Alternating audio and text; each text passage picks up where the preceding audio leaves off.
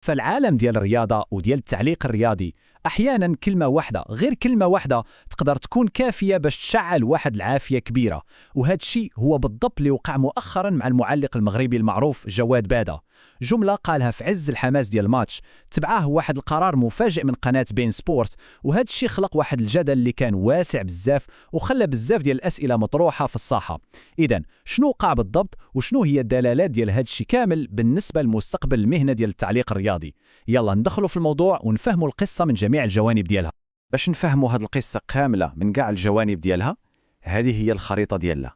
غادي نبداو أول حاجة بالقرار اللي دار الضجة، من بعد غادي نشوفوا علاش بالضبط جا هذا القرار وشنو كانت ردود الفعل عليه. غادي نديروا واحد المقارنة مهمة مع قضية أخرى مشابهة، وفي الأخير غادي نحاولوا نطرحوا شي أسئلة اللي هي أعمق وكتخص المهنة كلها. يلا نبداو بالنقطة الأولى، القرار المثير للجدل. في وسط الحماس ديال كاس إفريقيا والناس كلها متبعة ومتحمسة، فجأة وبدون سابق إنذار إدارة قناة بي إن سبورت خرجت بواحد الخبر اللي نزل بحال الصاعقة على كل المتتبعين ديال كرة القدم وخصوصا الجمهور المغربي. إذن الخبر وما فيه هو أن المعلق جواد بادة اللي هو واحد من الأصوات اللي محبوبة بزاف عند الجمهور تم ببساطة الإبعاد دياله من التعليق على ماتش حاسم ومهم بزاف للمنتخب المغربي. تخيل معي ماتش ديال نصف نهائي كأس إفريقيا والجمهور كيتسنى يسمع الصوت المولف وفجأة كيتلغى كل شيء. هذا القرار المفاجئ كان هو الشرارة الأولى اللي شعلت هذه العافية كلها. مزيان، دابا السؤال الكبير واللي كيطرح راسه هو علاش؟ شنو هو السبب الحقيقي اللي خلى القناة تاخذ هذا القرار الصارم؟ شنو هي بالضبط ديك الجملة اللي قال جواد بادة وخلات الأمور توصل لهذه المرحلة؟ يلا نرجعوا بالزمن شوية ونسمعوا اللحظة اللي بدا فيها كل شيء. هذه هي الجملة اللي عليها دار الفيلم كامل: ليس خطيرا يا نصير، إنه ليس اللاعب توكو إيكامبي. كيف ما كنسمعوا فالسياق ديال الماتش بادة كان كيهضر بطريقة عفوية مع اللاعب المغربي نصير مزراوي، وببساطة كان كيدير مقارنة فنية بين اللاعب اللي كان في ذاك الاحتكاك واللاعب الكاميروني الخطير توكو إيكامبي اللي كان خلق مشاكل في ماتش قبل. يعني مجرد ملاحظة فنية فيها شوية ديال الدعابة كيف ما مول في جمهور ديال جواد بادة ديما. ولكن التكسير اللي تعطى من بعد حسب المصادر ديما كان شي حاجة أخرى تماما. هاد العبارة البسيطة إدارة القناة اعتبرتها استفزازية للمنتخب الجزائري. والأكثر من هاد الشيء كاين كلام كيدور على أن هذا القرار جاء نتيجة ضغوطات قوية من الداخل ديال القناة من طرف إعلاميين جزائريين عندهم نفوذ.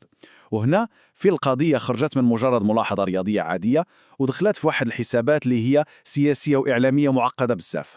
وكيف ما كان متوقع، قرار بحال هذا وبهذه الحساسية ما كانش ممكن يدوز مرور الكرام. مباشرة من بعد ما تفرشخ الخبر، منصات التواصل الاجتماعي والمواقع الإخبارية حرفيا انفجرت بموجة ديال الغضب والاستنكار، خصوصا من طرف الجمهور والإعلاميين المغاربة اللي حسوا باللي هذا القرار كان فيه ظلم كبير. النقاش دغيا كبر وما بقاش غير على توقيف معلق، لا، القضية ولات ككبر من هكا، ولات كتمس المبادئ الأساسية ديال المهنة. المنتقدين شافوا في هذا القرار مساس مباشر بالعمل الصحفي وضربة قوية لمبدأ الحياد والاستقلالية اللي المفروض أن قناة بحجم بي إن سبور تكون هي الحامية ديالو. والأخطر من هادشي كامل هو أن بزاف ديال الناس اعتبروها سابقة اللي تقدر تفتح الباب على قرارات مشابهة في المستقبل، يعني تكميم الأفواه. وهاد الحالة ديال الغضب كلها يمكن تلخص في واحد السؤال اللي انتشر بزاف ديك الوقيته: فمن منذ متى أصبح ذكر اسم لاعب جريمة مهنية داخل قناة تدعي الاحترافية؟ هذا السؤال واخا بسيط ولكن كان قوي بزاف، لأنه كيوجه انتقاد مباشر وصريح للمنطق اللي تبنى عليه القرار. كيفاش ممكن مجرد ذكر اسم لاعب يتحول فجأة لجريمة مهنية؟ وهنا فين القضية كتزيد تكبر وتوضح أكثر. باش نفهموا العمق ديال هذا الغضب ضروري نشوفوا المقارنة اللي داروه بزاف ديال الناس بين الحالة ديال جواد بادة وحالة أخرى وقعت تقريبا في نفس الوقت وفي نفس القناة. هذه المقارنة هي اللي خلت الناس يهضروا على سياسة الكيل بمكيالين أو ازدواجية المعايير. يلا نشوفوا المقارنة. في جهة عندنا قضية جواد بادة، كلام فيه دعابة وملاحظة فنية على لاعب. وفي جهة الأخرى عندنا قضية المعلق الجزائري حفيظ الدراجي اللي حسب المصادر وجه اتهامات مباشرة للحكم بالتحيز، ومش غير هاك بل وسخر منه القرارات دياله على الهواء مباشرة. وهنا فين تطرح السؤال الكبير: كيف القناة اتعاملت بحزم شديد مع الحالة الأولى اللي كتبان بسيطة جدا، وفي نفس الوقت اتغاضت على الحالة الثانية اللي فيها اتهامات خطيرة للمصداقية ديال التحكيم وبلا ما يتاخذ أي إجراء؟ هذا التناقض الصارخ هو اللي خلى الناس يتأكدوا من وجود ازدواجية في المعايير.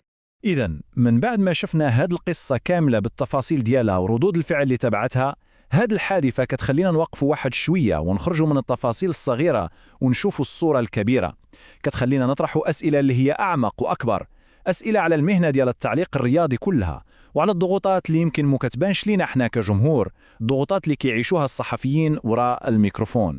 أول سؤال جوهري كيجي للبال هو شنو هو الدور الحقيقي ديال المعلق الرياضي اليوم؟ واش هو مجرد آلة ديال الوصف، واحد الشخص محايد للدور ديالو الوحيد هو يوصف لنا شنو كيوقع في التيران وصافي؟